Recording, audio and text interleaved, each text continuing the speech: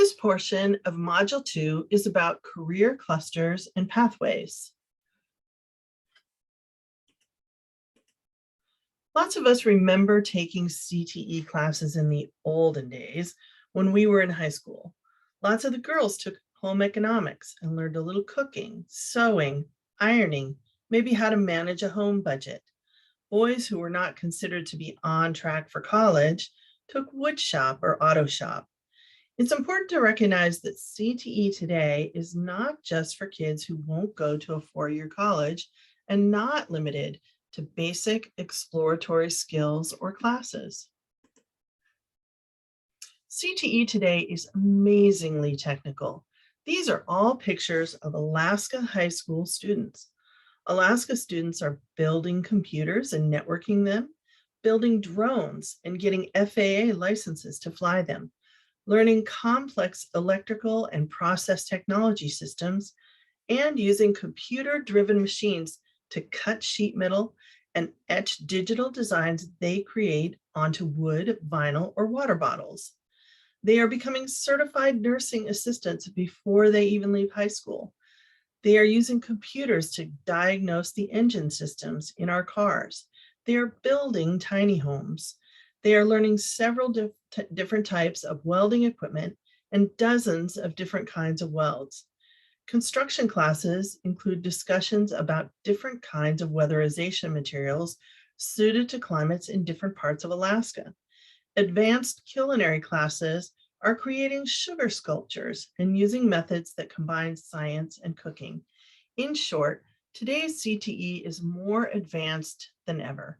Think of old CTE like your telephone landline, and new CTE like your smartphone, which has more computing capability in the palm of your hand than NASA used to land Apollo 11 on the moon in 1969.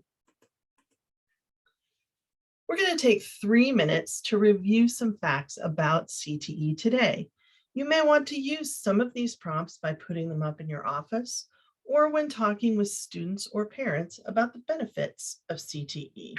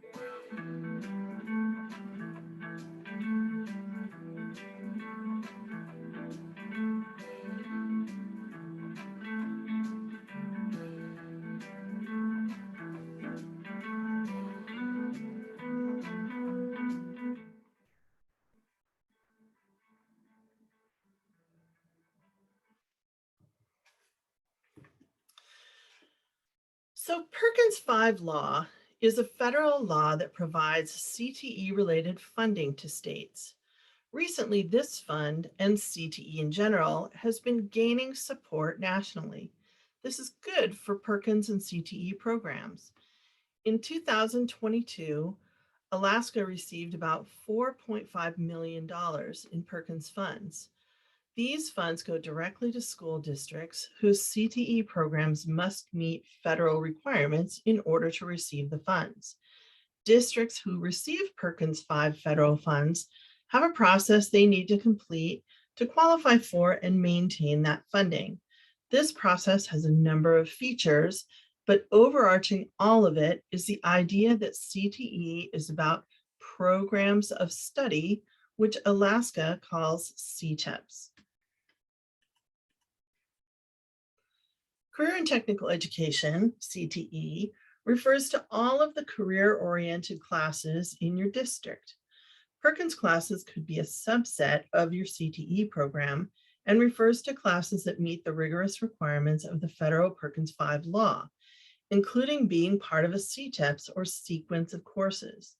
A CTEPS is at least 2 credits that a student could complete during their high school tenure, at least one of which must be technical, like welding 1 and then welding 2, in a single career area. These classes must align to current national technical standards of some kind so that a welding or culinary certification a student earns in Alaska is also recognized in Seattle, Phoenix, or Miami. Classes must also align to Alaska content standards in math, science, and language arts, as well as cultural and employability standards. A CTEPS should also have some certifications students can earn if possible, and includes an alignment to a post-secondary program like the AvTech welding or culinary programs, or a program at the University of Fairbanks Career and Technical College. Alignment just means that students completing the CTEPs in high school won't have to go back and take things over if they go on to the aligned post-secondary program. Perkins courses and CTEPs have been submitted to the Department of Education and Early Development for approval so that Perkins funds may be used to create, maintain, and improve them. A district may not submit all of its courses for Perkins approval, so it's possible for a district to have CTE offerings for 3 different career areas, say construction, health, and welding, but only 2 of them, health and welding, for example, are included in the Perkins grant. This doesn't mean that construction isn't a solid set of courses in the district, but the gold standard is for CTE classes to be CTE pathways, allowing students to really gain some in-depth skills in a single field. So what's a pathway? CTE programs nationally use the concepts of career clusters and pathways. CTE classes today are not just single exploratory classes. They are organized into sequences of courses in what we call career pathways. Career pathways are designed to provide classes that go together to build academic, technical, and employability skills to prepare students for future careers. Students have the opportunity to take a series of classes in a career area that can really give them a leg up. They might learn enough skills and certifications to get an entry-level job they can build into a career right out of high school. They might earn some dual credits so that when they transition to a post-secondary trade school or college program, they already have some of the classes they will need completed, saving them time and money. They might just build up enough confidence to know that the career path they studied in high school is something they want to pursue with more training after they graduate. Nationally, there are 16 recognized career clusters. You can find many different kinds of graphics and organizations of these on the web. You may see some charts that further group the clusters into 6 categories, but most will show 16 main categories of careers. Each career cluster is a grouping of careers that have a lot in common, including some of the basic skills and likes needed to be successful in each one. For example, if you like helping people, Don't panic in a crisis and don't mind the sight of blood. You might want to take some basic first aid and medical terminology in high school, which would put you on a path towards a large number of possible careers in the health sciences career cluster. Students may have interests that align with more than one cluster. We will talk later about the Axis system, an online tool that you can use with students to do some interest surveys and inventories to see how their likes and dislikes might align with career clusters that they might like to explore. Doing research on careers in more than one cluster will help increase the chances a student will find a career that they will enjoy. Career clusters are huge and can have 50 to 250 or more possible careers. Career pathways help to group careers together within clusters based on the tasks and duties performed on the job. Each career cluster features anywhere from 2 to 9 different career pathways. There are around 79 broadly recognized career pathways at the national level, but these are growing and changing all the time. If I ask you what genre of music you like, several will come to mind, maybe blues and country music. Career clusters work like this, like the genres. But then within blues or country, there are substyles like Chicago style blues or country pop. These are like the career pathways. A single artist, say a B.B. King or a Carrie Underwood, would then represent a single career within that pathway.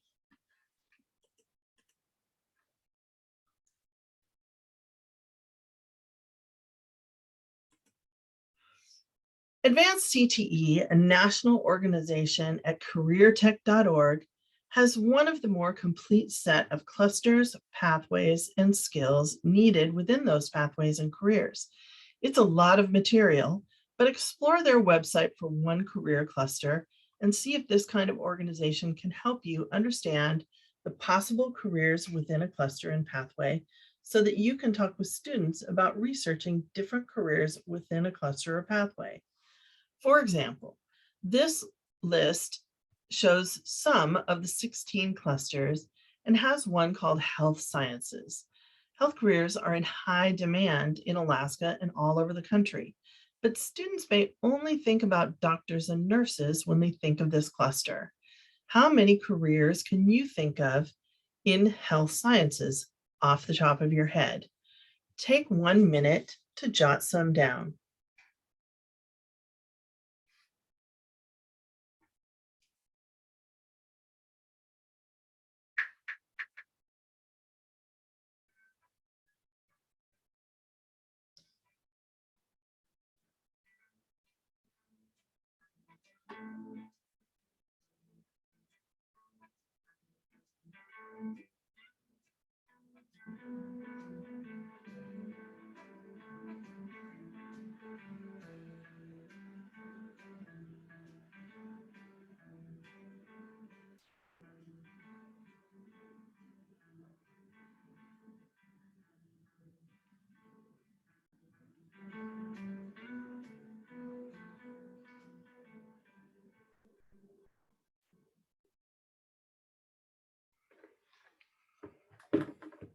Okay, how many did you come up with? Let's look deeper at health sciences and see how you did. In the health sciences cluster, there are 5 broad pathways: biotechnology research and development, diagnostic services, health informatics, support services, and therapeutic services. Let's look at therapeutic services. All of these careers, some 52 of them, have some basic skills or knowledge in common. Let's say medical ethics, medical terminology, likely some anatomy and physiology. They all work with people and their health, but they are also all quite unique. An anesthesiologist will have a quite different workday than a massage therapist or an EMT paramedic. Helping students expand their perceptions of what a career in health science can mean and where What they like to do fits within that broad career cluster is an important part of career counseling. How does this work for students? Let's say they took an interest survey or two that indicates they may like a career in health sciences. If the school or district has a solid health CTEPs, that student might take Intro to Health Careers one semester. If they find that class interesting, they might take more classes, maybe Ethics and Professionalism in Healthcare next semester. Then the following year, Medical Terminology. Junior year, maybe an ETT, Emergency Trauma Technician class, or senior year, a Certified Nursing Assistant Practicum class. Students in this kind of pathway towards a health career would also earn certifications along the way: First Aid CPR, ETT, CNA certificate, and others. As a career counselor, you may not be lucky enough to have a robust CTEPs in all the pathways your students are interested in. You may have to research options and see if your student can flex their schedule and take advantage of something offered outside the district. Many Alaska colleges have opportunities for high school students to enroll concurrently via distance. Maybe an AHEC or Excel or one of the other organizations that offer intensive classes for students can help, and you can get your student to a summer health careers camp. Many of these links and outfits are listed on a resource page for you in the handbook. Maybe another district is offering a virtual class and your student can attend. In addition to the sheer variety of options under each cluster and pathway, it's important that students understand that not all careers require a college degree. In fact, people in many careers like electricians or plumbers or X-ray technicians may earn much more over their lifetime than someone with a college degree. Alaska has many in-demand careers like this. Here's a partial list of careers in the health sciences cluster that require skills, training, and certification, but not necessarily a 4-year college degree.